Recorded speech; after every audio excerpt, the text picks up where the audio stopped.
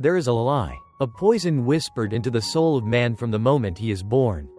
It is the most dangerous myth ever conceived, for it is the killer of dreams, the rust on the blade of ambition, the sweet, comfortable lullaby that sings legacies to sleep. The lie is this: that you must wait to feel ready. That motivation is a lightning strike from the heavens that must be patiently awaited. That confidence is a permission slip you must be granted before you can begin. And so, the world is filled with ghosts.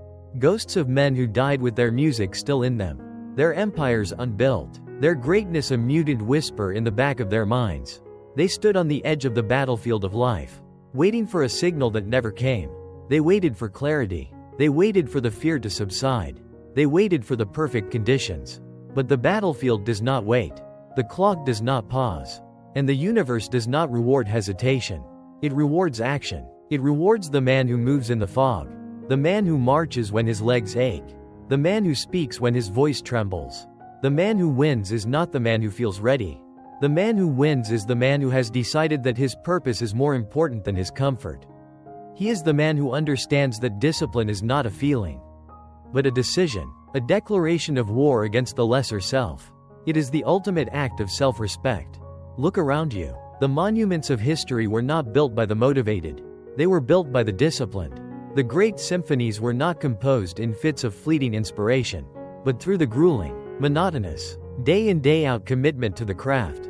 Thomas Edison did not stumble upon the light bulb in a moment of whimsical genius.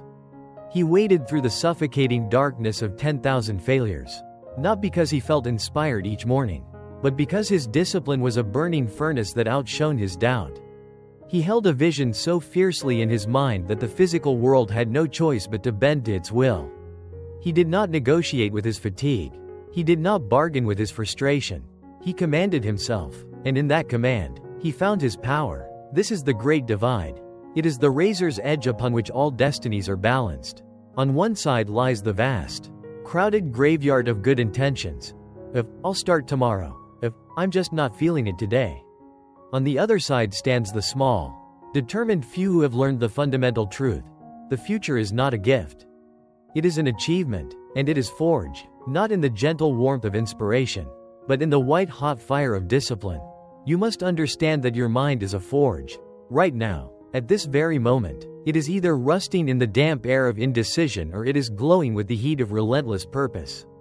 Every single day, you are the blacksmith. With every thought you entertain, with every choice you make, you are either hammering your will into a fine, unbreakable sword, or you are allowing it to cool, to become brittle, to lose its edge. The man who waits for readiness allows the world to be his blacksmith.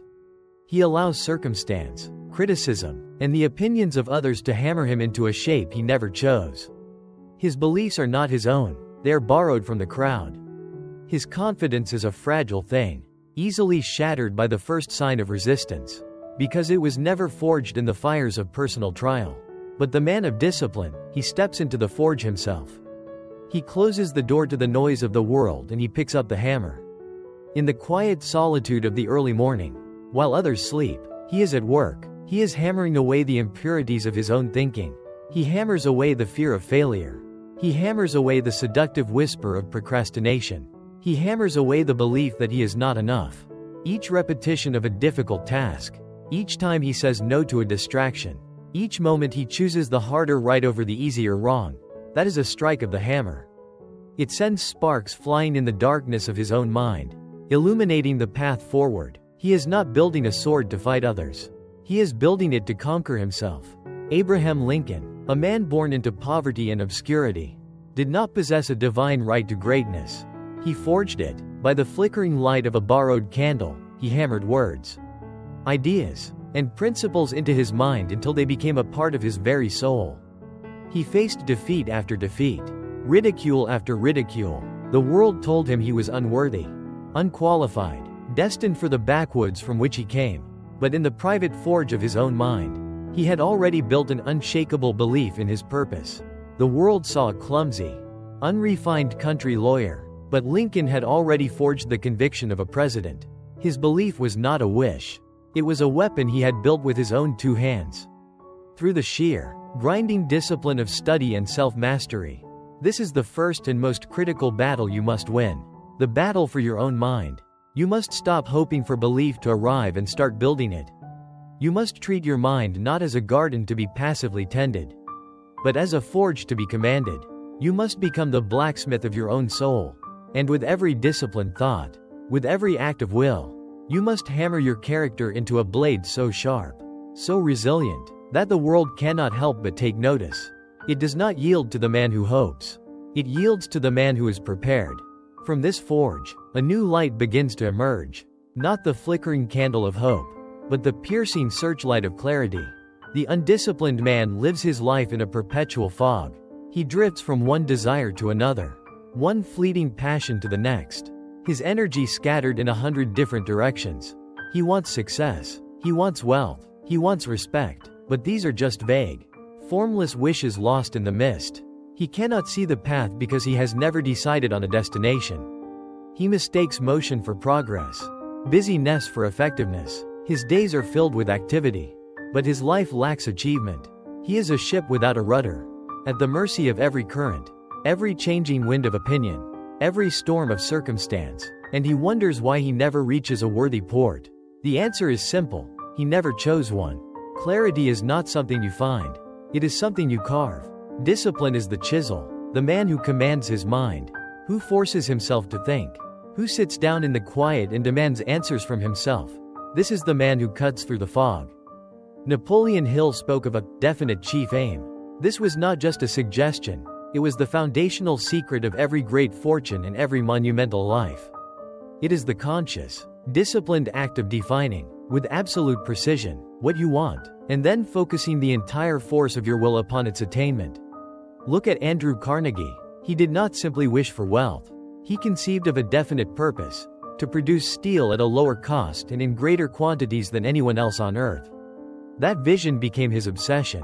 It was the North Star that guided every decision, every partnership, every risk. It was a vision so clear, so powerful, that it organized the chaos of the industrial world around it. While others were dabbling, speculating, and diversifying their efforts, Carnegie was a man possessed by a singular, unyielding clarity. His discipline was the lens that focused the scattered rays of his ambition into a beam so intense it could burn through any obstacle.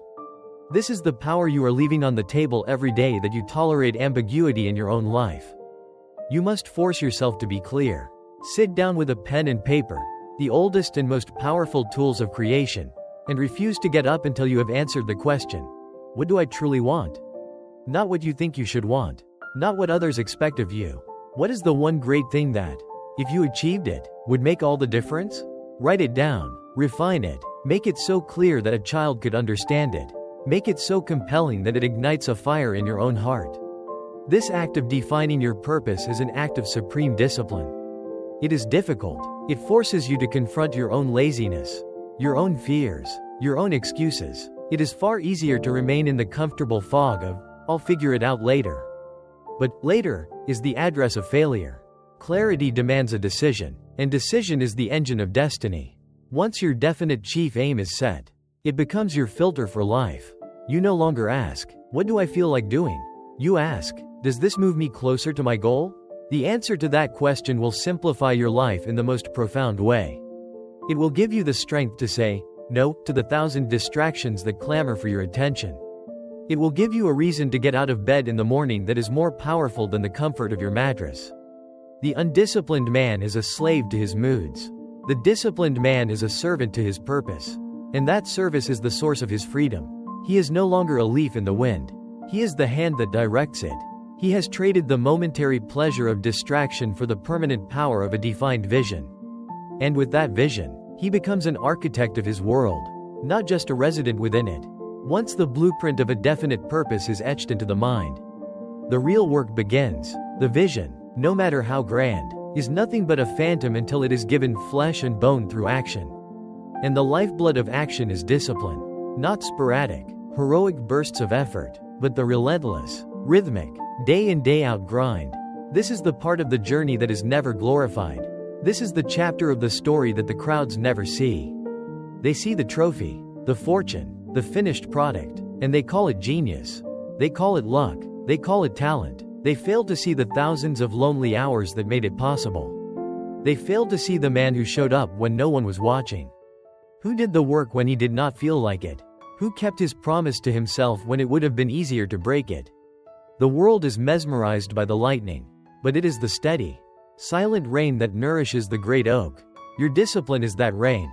It may seem like a small, insignificant thing on any given day, the extra hour of practice, the cold call you force yourself to make, the page you write when your mind is numb. But the cumulative effect of that daily rain is what carves canyons and grows forests. Consider the story of Walt Disney. Before Mickey Mouse, before Disneyland, before the empire, there was a young man with a vision so audacious it was laughable to most. He faced bankruptcy, betrayal, and a chorus of voices telling him that his dream of a feature-length animated film was commercial suicide. What carried him through? Not a magical feeling. It was a grueling, inhuman work ethic, a discipline so profound it bordered on obsession. The animators of Snow White called their studio the Sweatbox. They worked around the clock, pushing the boundaries of their art form, frame by painstaking frame. Disney was there with them, not just as a boss, but as the primary engine of will. He reviewed every drawing, acted out every scene, and infused the entire project with his own fanatical commitment. He did not wait for the bankers to believe in him. He did not wait for the industry to approve. He locked himself and his team in that studio and they manufactured their own reality through sheer, unadulterated work. They moved because he moved. He understood the fundamental law of momentum. Motion creates emotion. You do not wait to feel good to act. You act, and in the acting, you generate the feeling. You generate the confidence. You generate the proof. This is where most men fail. They believe the machine of success runs on the fuel of passion. The truth is, it runs on the cold, hard steel of disciplined habit. Passion is the spark that starts the engine, but discipline is the piston that drives it forward, relentlessly, mile after mile. Even when the road is dark and the journey is monotonous, you must fall in love with the process. You must find a savage satisfaction in the repetition, in the mastery of the small, unglamorous tasks that lead to the great victory. You must become a machine of execution. Your calendar, not your mood, should dictate your actions. Your commitment, not your comfort, should be your guide. Stop asking, "Do I have the energy?" and start declaring, "I will create the energy." The man who wins doesn't check the weather report of his feelings. He gets up, he puts on his boots, and he goes to work. He knows that the only way to build a skyscraper is to lay one brick perfectly, and then another, and then another. He doesn't look up at the top and become paralyzed by the distance. He looks down at the brick in his hand and he focuses on laying it with excellence. And he does this day, after day, after day. That is the discipline that turns blueprints into landmarks. It is the only magic that has ever existed. It is the raw, unglamorous, and unbelievably powerful engine of all human achievement. And it is waiting for you to turn the key. But the road of relentless action is paved with obstacles. The path to any worthy destination leads directly through the valley of adversity. Here, in this valley, is where the character forged in discipline is truly tested. It is here that the weak of will turn back. It is here that excuses are born and dreams go to die. Failure is not a possibility on this journey, it is a guarantee. You will be knocked down. You will be met with resistance. Your plans will shatter. Your confidence will be shaken. And in these moments, the undisciplined man, the man who runs on the fickle fuel of emotion, will crumble. He will see failure as a verdict. He will interpret setback as a sign that he should quit. He will personalize the defeat, believing it is proof of his own inadequacy. His journey ends here, not because the wall was too high, but because his resolve was too low. The man of discipline, however, sees the very same wall and understands its true nature. He does not see a verdict, he sees a lesson. He does not see a stop sign, he sees a redirection. He understands that resilience is not an innate trait but a muscle. And that failure is the resistance that strengthens it. His discipline is the anchor that holds him fast in the storm. While others are tossed about by the waves of panic and despair, he remains steady, not because he is unafraid, but because his commitment is stronger than his fear. Think of Henry Ford. Before the Model T revolutionized the world, his first 2 automobile companies failed. He was left broke and humiliated. The world had rendered its verdict. He was a failure. An undisciplined man would have accepted this judgment. He would have retreated, sought a safer path, and spent the rest of his life telling the story of what might have been. But Ford's discipline was of a different caliber. He did not waste time in regret or self-pity. He treated his failures as invaluable data. He analyzed every mistake, every misstep, every flawed design. He saw his failures not as an indictment of his character, but as a tuition fee paid to the school of experience. His discipline forced him to get back up, to refine his vision, to try again, and then again. He was adaptable because he was disciplined. He did not react to the chaos of his failures with emotion. He responded with cold, calculated intent. He learned, he adjusted, he persevered. The fortress of his resilience was built not from arrogance, but from the humble, disciplined practice of learning from defeat. This is the alchemy of true strength. It is the ability to extract wisdom from wounds, to find opportunity in opposition, to turn stumbling blocks into stepping stones.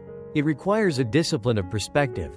When you are knocked to the canvas, you have a choice. You can lie there and listen to the voice of doubt that says, "It's over," or you can listen to the quiet, steady voice of discipline that says, "Get up, the round isn't finished." What did we learn? This choice, made in the heat of battle, is everything. Resilience is not about avoiding the hits. It is about the disciplined refusal to stay down. It is about understanding that the oak tree becomes strong not in the gentle breeze, but in the fierce wind that threatens to tear it from the earth. Every storm it survives strengthens its roots, thickens its trunk. You must learn to see your struggles as your storm. You must learn to embrace the resistance, for it is the only thing that can make you truly powerful. The undisciplined mind prays for an easy life. The disciplined mind prays for the strength to endure a difficult one. And in that endurance, in that relentless rising after every fall, it builds a fortress of character that no external force can ever breach. It is a fortress built from the bricks of past failures, cemented with the mortar of unyielding resolve. And within this fortress of resilience, there must be a quiet chamber, a sacred space reserved for a discipline that is often misunderstood, often mistaken for weakness. It is the discipline of gratitude. The undisciplined mind, when faced with the relentless grind and the inevitable setbacks, quickly descends into a state of complaint. It focuses on what is missing, what is wrong, what is unfair. This perspective is a poison. It saps your energy, it clouds your judgment, and it robs you of your power. It is the default setting of the human mind, to notice the one thorn on a bush full of roses. To fight this default setting requires a conscious, deliberate, and disciplined effort. Gratitude is not a passive feeling that arrives when things are going well. It is a weapon. It is a tool of strategic perspective that you must wield with intent, especially when things are difficult. The man who can find a reason to be grateful in the midst of a struggle is a man who cannot be defeated. He is actively rewiring his brain to see strength instead of weakness, opportunity instead of obstacle. He is grateful for the lesson in the failure. He is grateful for the strength he is building in the hardship. He is grateful for the very breath in his lungs, which is the fuel for another attempt. This is not positive thinking. This is strategic thinking. It is a disciplined choice to focus on the resources you have, rather than the resources you lack. This discipline of gratitude is the twin sister of another, the discipline of continuous learning. The man who believes he has arrived is a man who has already begun his descent. The moment you declare yourself an expert, the moment you close your mind to new information, your fortress begins to crumble from the inside. The world is in a constant state of flux. The strategies that worked yesterday may be obsolete tomorrow. The man who wins understands that he must forever be a student. He must possess the humility to learn from everyone and everything. He reads voraciously. He listens more than he speaks. He studies his failures with the same intensity that he studies his successes. He seeks out mentors and he is not afraid to ask for help. This requires an immense discipline of the ego. The ego wants to be right. It wants to protect its current beliefs. The disciplined mind, however, is interested not in being right, but in getting it right. It is willing to discard a cherished belief in the face of a better one. It sees learning not as a chore to be completed, but as a vital, never-ending process of sharpening the sword. Look at the titans of industry, the great thinkers, the master artists. They were all defined by an insatiable curiosity, a disciplined commitment to remain a beginner. They were grateful for every piece of new knowledge, for every insight that allowed them to refine their craft. They knew that complacency is the precursor to decay. And so they dedicated themselves to a life of growth, a life of learning, a life of becoming. This is the unseen foundation of lasting success. The external world sees the towering skyscraper, but it does not see the deep, unshakable bedrock of gratitude and learning upon which it is built.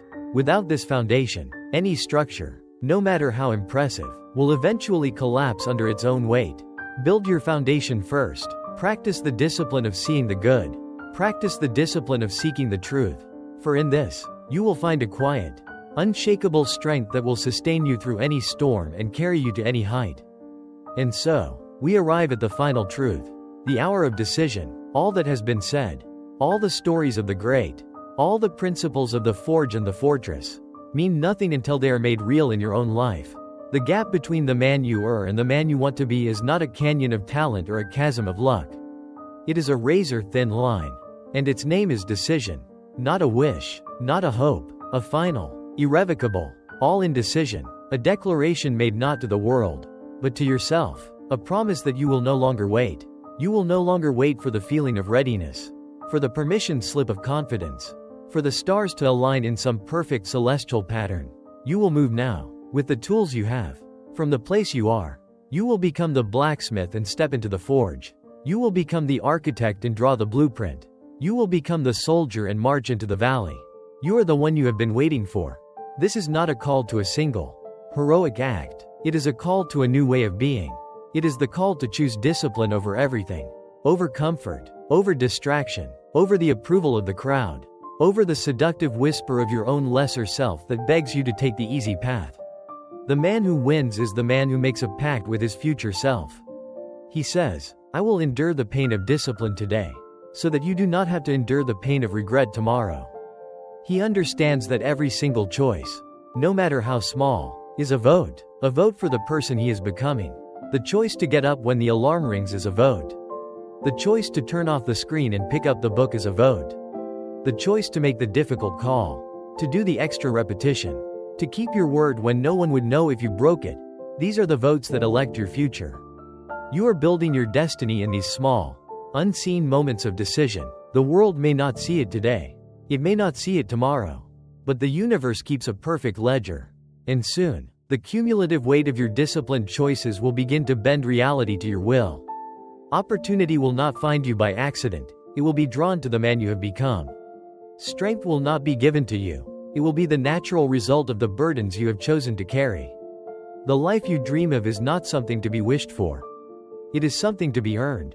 It is paid for, in full, in the currency of discipline. So, let this be the moment the fog lifts, the moment the waiting ends. Look at your hands. They are the hands of a creator. Look at your mind. It is a forge capable of creating a will of unbreakable steel. Look at the path before you. It is difficult. It is lonely. It is filled with resistance. Good. That is how you know it is the right path. It is the path that leads to growth, to strength, to the person you were born to be. Do not ask for the path to be easy. Ask for the strength to walk it. Do not wait to feel ready. Your readiness is not a feeling. It is a choice. Make the choice, now, and let the world watch in wonder as the man who was once a ghost becomes a giant. The man who was once lost in the fog becomes the lighthouse. The man who once waited for the future becomes the man who builds it. Your time is now. The hammer is in your hand. Strike. Voiceover continues. And after the first strike?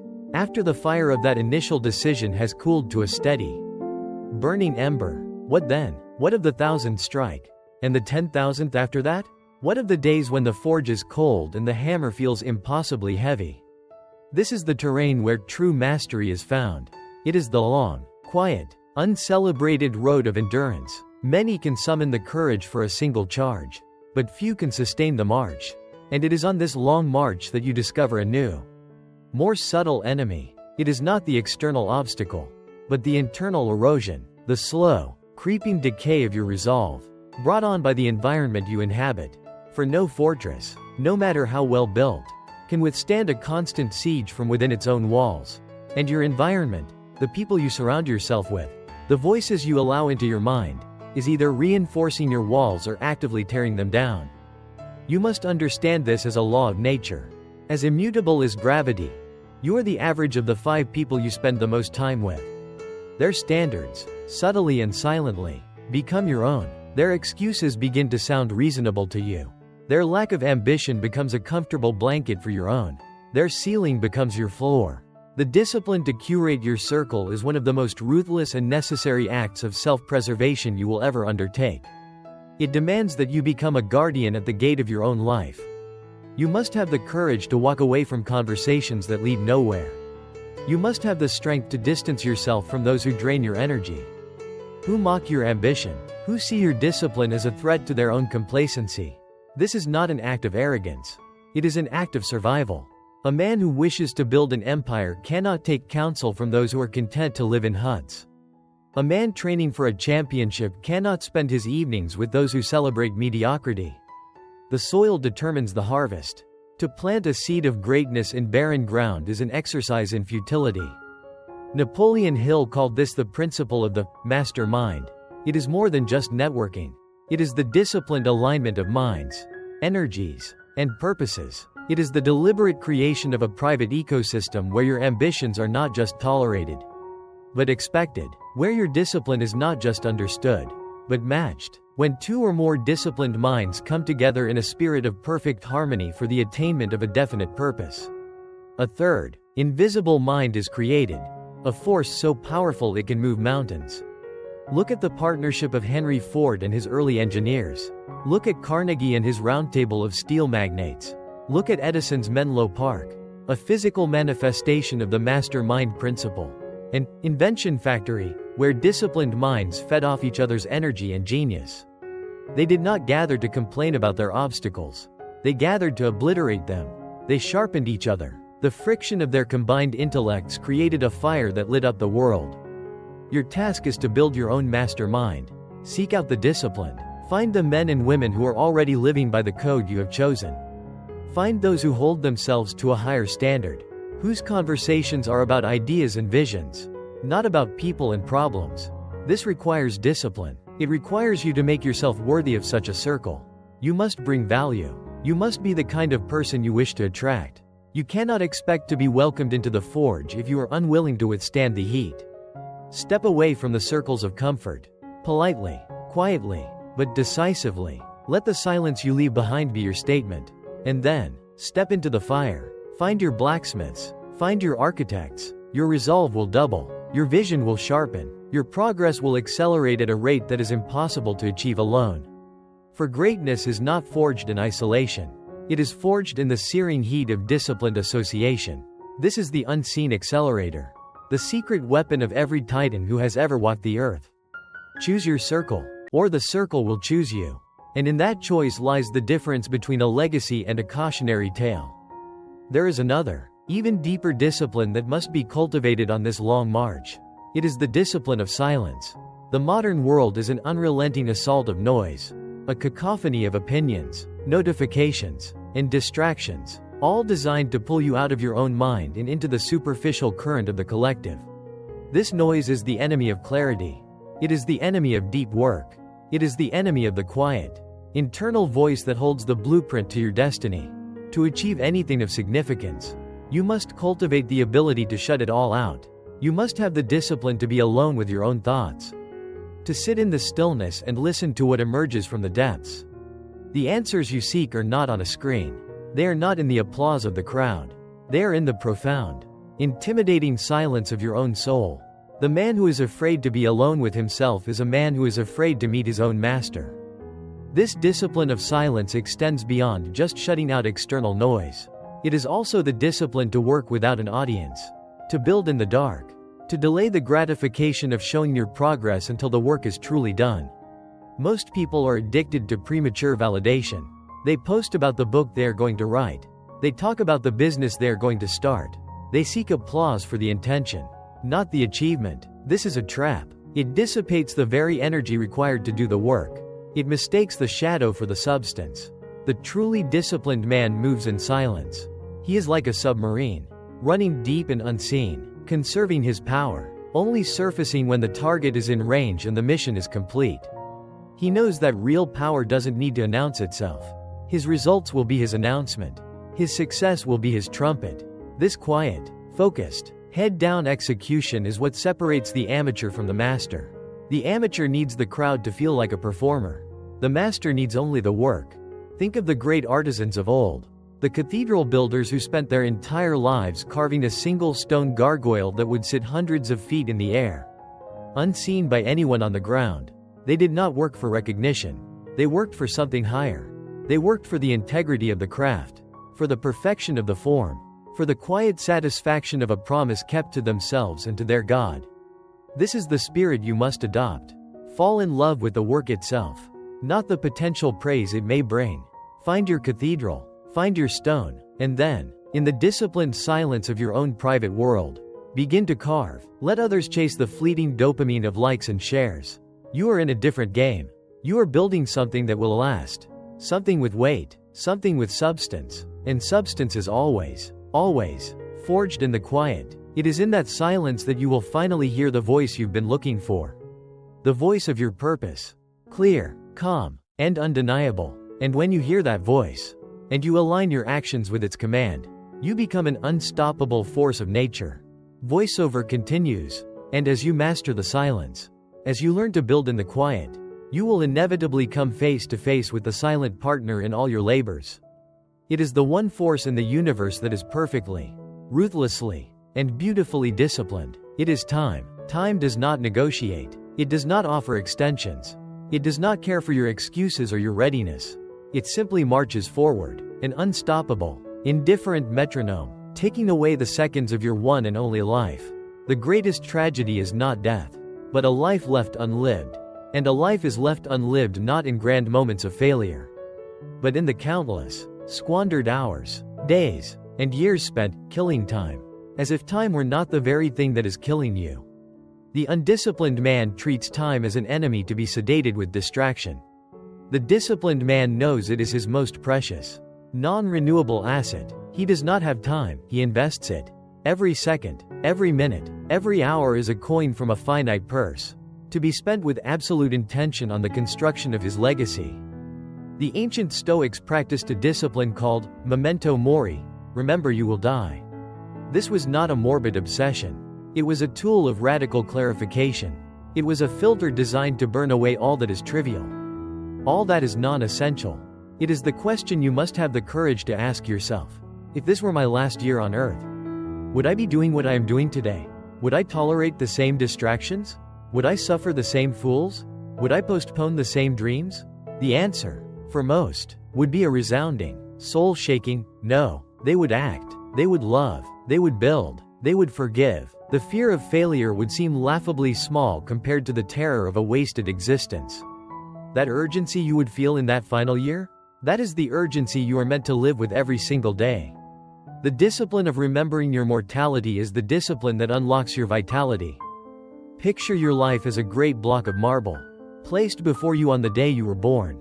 Every day, the hammer and chisel are in your hands. The undisciplined man lets the block sit, untouched. He waits for inspiration. He chips away at it aimlessly now and then, with no vision, no plan. When his time is up, all that remains is a crude, unfinished stone, a monument to his hesitation. The man of discipline, however, sees the masterpiece locked within the marble from day one. He knows his time to carve is limited, and so, he gets to work, rain or shine, inspired or not. He shows up every single day and he carves. Each disciplined action is a tap of the chisel, removing a piece of what is not the vision. Each refusal of distraction is a blow of the hammer, shaping the form. He is in a race against the setting of his own sun, and he will not rest until the angel is freed from the stone. This is not a life of frantic anxiety. It is a life of profound focus, a life of purpose, a life where every moment is imbued with meaning, because every moment is a conscious act of creation against the backdrop of inevitable oblivion. This ultimate discipline, this fusion of purpose and the awareness of time, is what allows a man to transcend his own life. He ceases to be just a man with a goal, he becomes a cause. His discipline becomes so absolute, so ingrained in the fabric of his being, that it begins to radiate outward. It becomes a force that organizes the world around him. He doesn't seek leadership. Leadership is thrust upon him. People are not drawn to his words or his titles. They are drawn to his certainty. In a world of chaos and indecision, the man who has absolute mastery over himself is a lighthouse. He is an anchor. He provides a sense of direction not by pointing the way, but by being the way. His life becomes the lesson. His work becomes the testament. This is the final form of power. It is the power to build something that will outlive you, a business that will employ generations, a piece of art that will inspire millions, a philosophy that will guide the lost, a family that will carry the torch of your standards forward. This is the endgame. It is the reason for the forge, the reason for the fortress, the reason for the relentless march. You are not just building a life, you are forging a legacy. Every act of discipline, no matter how small, is a brick in a cathedral that will stand long after your name is forgotten. You may never see the finished structure. You may not be there to hear the bells ring. It does not matter. The cathedral builder does not work for the validation of the future. He works for the integrity of the present. He lays his brick perfectly today. That is his sacred duty. And that is your duty. To show up today, to choose discipline over comfort today, to invest your precious, fleeting time in an act of creation today, to conquer yourself one more time today. Do this, and you will not have to worry about your legacy. Your legacy will be the automatic byproduct of a life lived with honor, with purpose, and with an unyielding, unbreakable, and absolute discipline. The world is drowning in talented, wishing, hoping men. Be the one who does. Be the one who builds. Be the one who finishes. The clock is ticking. The marble is waiting. The time to carve is now. Voiceover continues. But what of the blade that is never sheathed? What of the bow that is perpetually strung? The blade dulls. The bow snaps. The undisciplined mind sees only two states: frantic action or guilty idleness. He works himself to the point of breaking, then collapses into a state of useless fatigue, believing that rest is a betrayal of his ambition. This is the final, most subtle trap.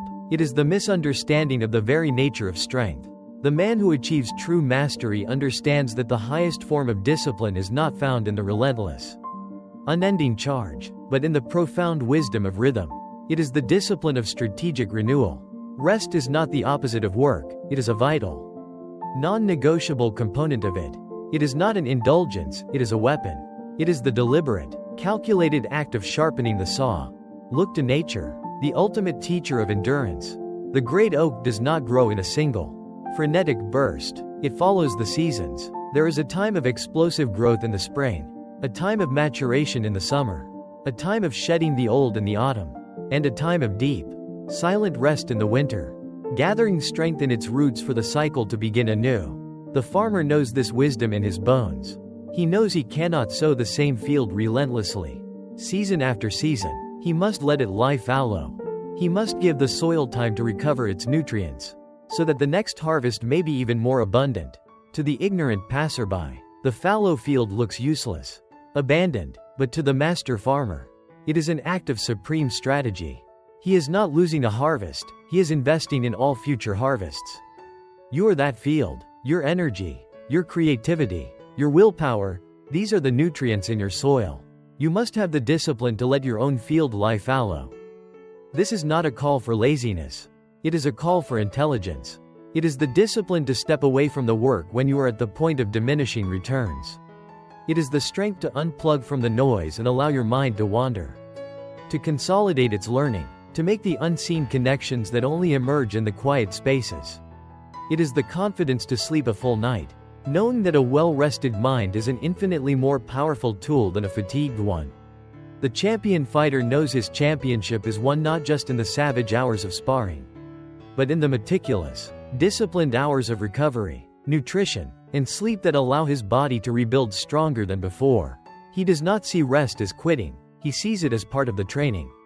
You are a champion in the ring of your own ambition. You must train accordingly. You must have the discipline to recover.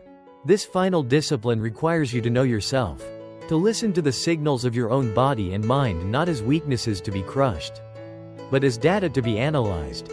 True self-mastery is not about flogging a dead horse. It is about becoming a masterful steward of your own energy. It is knowing when to unleash the storm of your effort, and when to enter the calm eye of the hurricane to gather your strength. The man who can do this, the man who has mastered this rhythm of intense, Focused work followed by intelligent, deliberate renewal. This is the man who cannot be broken. He does not burn out. His flame does not flicker and die. It becomes a steady, controlled, inextinguishable fire, capable of burning for a lifetime. He outlasts everyone. He outlasts the frantic sprinters who collapse after the first lap. He outlasts the grinders who turn their own minds to dust. He becomes a master of the ecology of greatness. And so, the picture is complete. The truly disciplined man is a paradox. He is a blacksmith, hammering his will into steel in the searing heat of the forge. He is a fortress, unshakable in the face of adversity. He is a general, choosing his associations with ruthless strategy. He is a monk, finding clarity in the sacred silence. He is a stoic, acutely aware that his time is finite. He is a cathedral builder, laying bricks for a legacy that will outlive him.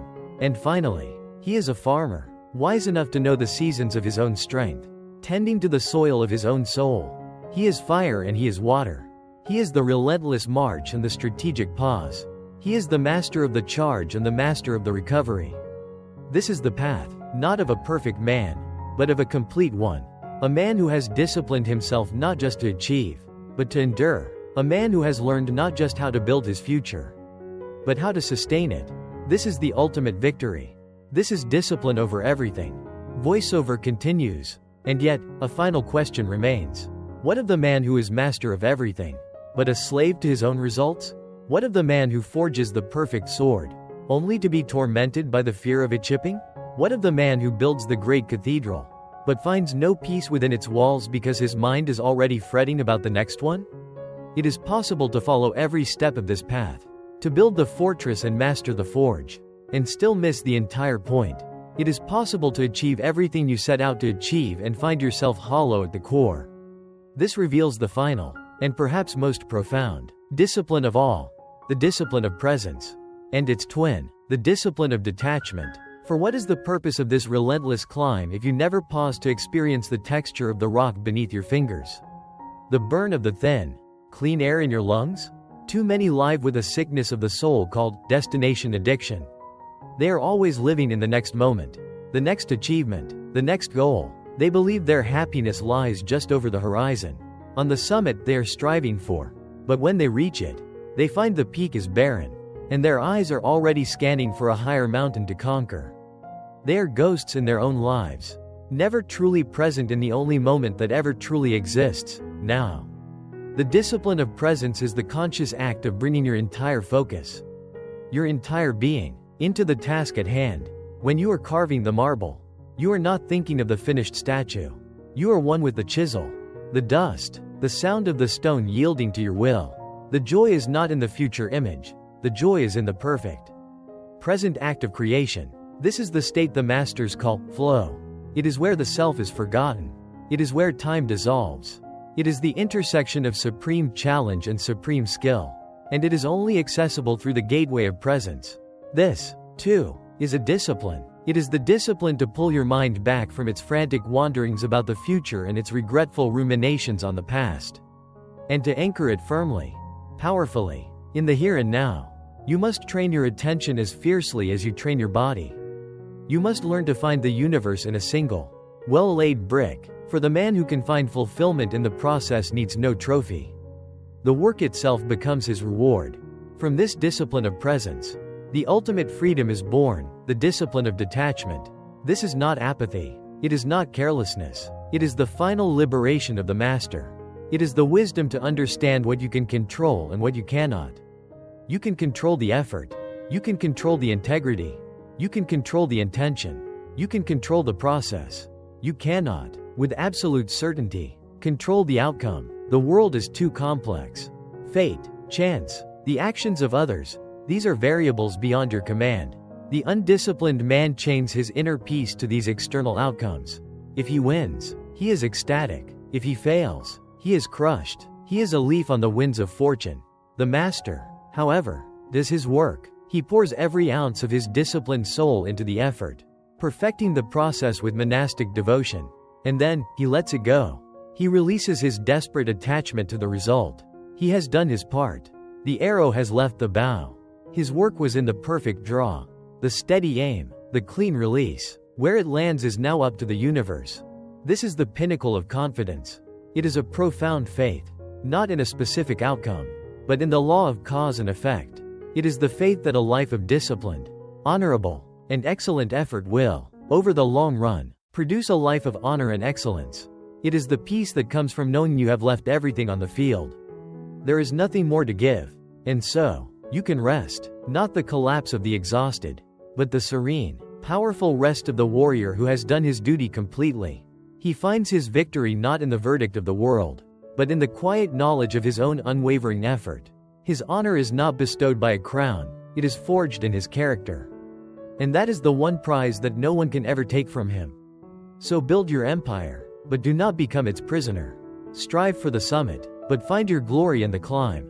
Forge your will into a blade of unbreakable steel, and then, hold it with a light and steady hand.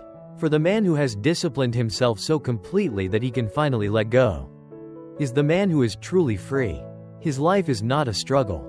It is a masterpiece. And what does this masterpiece look like to the world? What becomes of the man who has journeyed through the fire and emerged not burned, but forged? He does not walk with a crown upon his head, yet his presence commands a kingdom's worth of respect. His voice is not loud, yet when he speaks, the chatter of lesser arguments falls silent. For his words have the weight of lived truth. He does not chase opportunity, he is a center of gravity. And opportunity, value, and talent are pulled into his orbit by the sheer force of his character. He does not preach about integrity, his handshake is a bond, his promise a law unto itself. He moves through chaos not with frantic energy, but with a calm economy of motion, a quiet center in the storm, bringing order to what he touches not by force, but by the example of his own unshakable internal state. He does not give away his power, for he knows it was earned in solitude, but he does not hoard it either. He understands that true power is like light, it is meant to be radiated, to illuminate the path for others, to provide the warmth of certainty in a cold and uncertain world. People look to him not for answers, but for a standard. They see in him not what they should do, but what they could become. He is a living testament to the forgotten potential that lies dormant in the heart of every man. He is the proof that the walls of circumstance are paper thin, that the limits of our lives are self-imposed, and that the raw material of mediocrity can, with enough heat and pressure and unrelenting will, be compressed into a diamond. He is feared by the weak, for his existence is a mirror to their own excuses. He is revered by the strong, for they recognize a fellow traveler on the hard road, but he is moved by neither their fear nor their reverence. He has disciplined himself beyond the need for external validation. His judge is the man he was yesterday, and his only goal is to be found worthy by the man he will be tomorrow. He has made a covenant with the highest version of himself, and he would rather break than betray that sacred trust. His life is not loud. It is deep. It is a quiet, powerful river carving its way through the landscape of time, nourishing everything it touches. Its destination inevitable, its source, a mystery to all but himself. He did not set out to change the world. He set out to master himself. And in doing so, the world changed around him. This is the final law. This is the ultimate result of a life lived by the code. You do not conquer the world to find peace. You find peace, and the world surrenders. And still, the mind looks for one more word, one final secret, a map to the map. It whispers, continue, give me more, I am not yet ready. It is the last and most seductive illusion, that the answer lies in the next sentence, the next video, the next book. That wisdom is a thing to be endlessly consumed, rather than a thing to be painstakingly built. But the time for listening is over. The time for gathering knowledge has passed. The voice you have been listening to is no longer a guide, it is now a distraction. The greatest lesson is not in the words that have been spoken, but in the silence that must now follow. The final discipline is this: the discipline to close the book and begin the chapter. The discipline to turn off the sermon and enter the temple of your own life. The discipline to stop seeking motivation and to start generating it through your own sovereign action. This script, these ideas, this voice, they are nothing but a finger pointing at the moon. You have been staring at the finger for long enough. It is time to look at the moon. It is time to stop being the student and to become the subject. To stop being the spectator and to become the architect. The endless search for one more thing is the ultimate procrastination. It is the ego's most clever trick to keep you safe in the harbor of theory. Forever polishing your vessel but never daring to face the open sea. You have the tools, you have the blueprint, you have the warning, and you have the promise. To ask for more is to confess that you have not been listening. To ask for more is to admit you are still waiting to feel ready. And the entire purpose of this journey has been to burn that lie from your soul. You are as ready as you will ever be. The readiness is not in the knowledge. It is in the decision. It is in the first step taken in the terrifying, beautiful, and absolute silence of your own resolve. Everything you need, you already have. Everything else is just noise. The hard road is waiting. The forge is cold. The marble is untouched. And the clock, as always, is ticking. The voice you were seeking was your own. The permission you were waiting for was never required. The final word is yours to write. Not with ink, but with action. The speech is over. Your life is waiting. Of course, let us add one final part. The first hour was the philosophy. The forging of the principles. Consider this last chapter a final meditation for the road ahead. It is not another lesson, but a story to carry with you into the silence. A mirror to hold up when the path becomes clouded. Let us call it the parable of the stone carver. Voiceover continues. In a forgotten valley, nestled between mountains that scrape the heavens, a great king summoned two of his most promising subjects. Before them lay a vast quarry of raw, unblemished granite, gleaming in the sun. The king's decree was simple. To each of you, he declared, his voice echoing from the stone, I grant a section of this mountain. Your task is to carve from it a single work of art that embodies the spirit of greatness. You have 10 years. The one who produces the greater masterpiece will be named my heir and will help me shape the future of the kingdom. The first subject was a man named Lyron. He was a prodigy, blessed by the gods with a talent that was the envy of all. His mind was a kaleidoscope of breathtaking images. He could see angels and empires in the shifting clouds. He was celebrated for his vision, his passion, his innate genius. He accepted the king's challenge with a flourish, his eyes already ablaze with 1,000 possible creations. The second subject was a quiet man named Cassian. He possessed no remarkable talent, no divine spark of genius that others could see. His hands were plain, his demeanor unassuming. His only known quality was a quiet, stubborn, and almost unnerving persistence. He had been a simple stonemason, known for the reliability of his walls, but never for their beauty. He accepted the king's challenge with a simple, solemn nod. Lyron, the genius, spent the first year in a whirlwind of creative fervor. He did not touch the stone. Instead, he filled volumes with magnificent drawings. He sketched serpentine dragons with scales so intricate they seemed real. He designed soaring cathedrals with spires that defied gravity. He drew noble kings whose faces told the story of 1,000 battles. He would often host gatherings at the edge of the quarry, captivating lords and ladies with eloquent speeches about his grand vision. He spoke of new techniques he would invent, of a masterpiece so profound it would make the gods themselves weep. He was waiting, he explained, for the perfect vision to coalesce. He needed to be certain, for a stone so pure could not be scarred by an imperfect first strike. He needed the right tools, the right weather, the right mood. The kingdom buzzed with anticipation for Lyron's masterpiece. Cassian, the stonemason, spent the first day walking the perimeter of his allotted stone. He studied its grain, its fissures, its character. On the second day, he drew a single, simple sketch on a worn piece of parchment, the form of a lone, powerful lion, its gaze fixed on the horizon.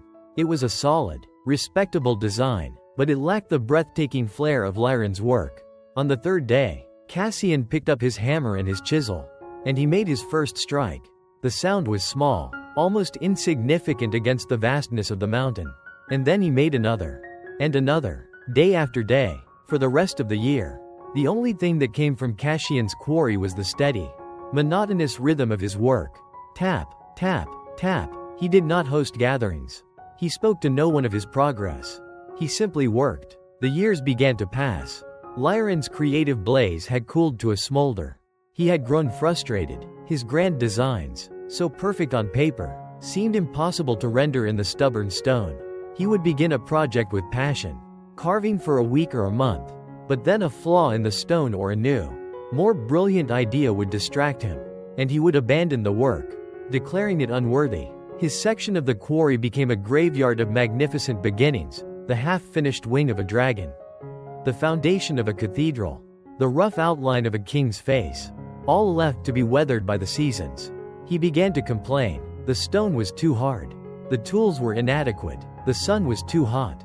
The winters too cold. He told visitors that greatness could not be rushed, and that his spirit, his genius, was simply waiting for the right moment to align with the universe. Meanwhile, from Cassian's quarry, the only sound for 10 years was the relentless beat of his hammer. Tap, tap, tap, through scorching summers and brutal, ice-filled winters. The rhythm was his constant companion.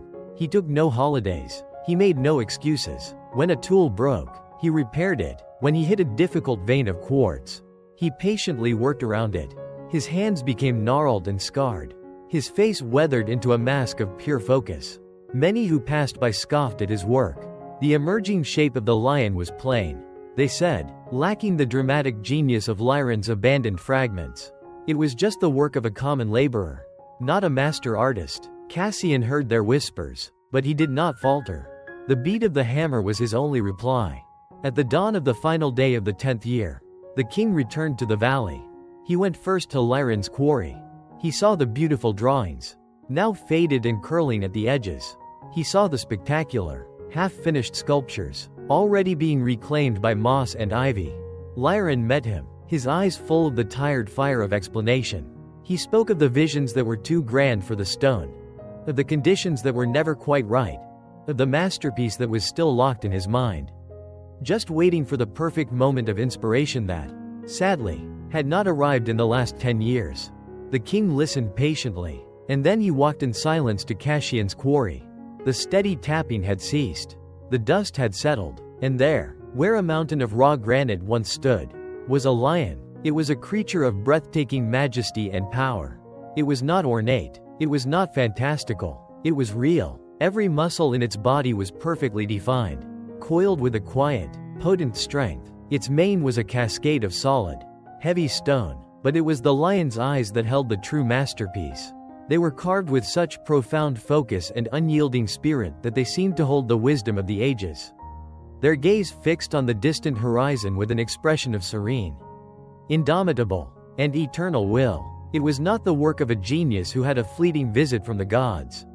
It was the work of a man who, through 10 years of unwavering discipline, had become a master. The king stood before the lion for a long time.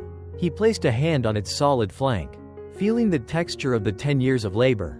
He looked from the magnificent, finished lion to Lyron's graveyard of brilliant intentions. Then he turned to all who were gathered. The spirit of greatness, the king said, his voice quiet but clear, is not found in the flash of a brilliant idea. It is not found in the promise of talent. It is not found in waiting for the perfect moment. That is the spirit of potential. And potential, left unrealized, is a tragedy. The true spirit of greatness is found in the character of the man who is willing to pick up his tools in the face of an impossible task and make a single, steady strike. It is found in the man who honors his vision not with words, but with the relentless rhythm of his daily labor. Lyron has shown us the beauty of a dream, but Cassian has shown us the power of a will. The dream, without the will, is just a ghost. The will, even with the simplest dream, can carve mountains. Within every person who seeks to build a life of purpose, these two architects reside. There is the soul of Lyron, the brilliant, visionary, passionate genius, full of spectacular ideas, who is always waiting for the perfect conditions to begin. And there is the soul of Cassian, the simple, stubborn, disciplined worker, who picks a clear goal, shows up every single day, and honors the work with relentless, unglamorous, and unwavering action. Every morning you wake, you stand before the raw granite of the day ahead. You can spend it sketching new dreams and waiting for inspiration. Or you can pick up the hammer and the chisel. You can make the call. You can write the page. You can lay the brick. You can make the first, simple, steady strike. Who will you be today? The genius, or the master? The architect of intentions, or the carver of realities? The stone is before you. The choice is yours.